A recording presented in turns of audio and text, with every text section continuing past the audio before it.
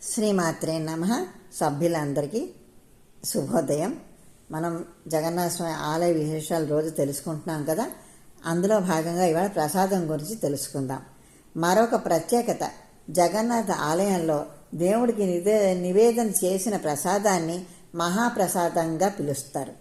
పూరి జగన్నాథ ఆలయంలో 56 రకాల పిండి వంటలని దేవుడికి నైవేద్యంగా పెడతారు. ప్రసాదాలు కేవలం ఆలయ వంటశాలలో మట్టి కుండలో మాత్రమే తయారు చేస్తారు. ఎలాంటి ఇత్తడి కానీ ఇనుము కానీ మరే ఇతర లోహ పాత్రలు కానీ ఉపయోగించకపోవడం ఇంకొక విశేషం. ఈ ప్రసాదాలు చేసి దేవుడికి సమర్పించే ముందు వరకు వాటికి ఎలాంటి రుచి వాసన ఉండదు.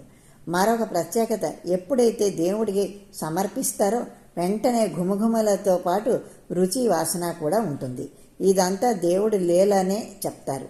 మరొక ప్రత్యేకత ఏమిటంటే, ఇది 1 సంవత్సరం వరకు పాడవకుండా ఉంటుందట.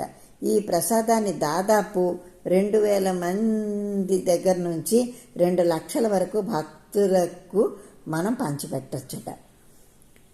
మట్టి కుండలలో మరొక ప్రత్యేకత, ఇంకా దేవుడికి పెట్టే నైవేద్యం 7 మట్టి కుండలలో ఒకదానిపైన ఒకటి పెట్టి వండుతారు. అందులో విశేషం ఏమిటంటే, వరుసగా పెట్టిన కుండలో ఉన్న ఆహారం ఒక అద్భుతం మరియు వింతను కలిగిస్తుంది.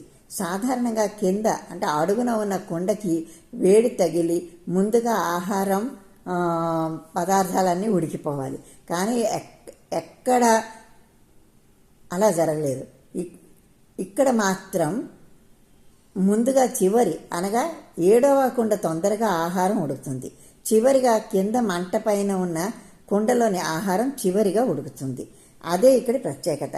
ఇన్ని విశేషాలు అద్భుతాలు కలిగిన పూరి జగన్నాథ్ ఆలయాన్ని ప్రతి ఏడాది లక్షల మంది భక్తులు సందర్శిస్తారు.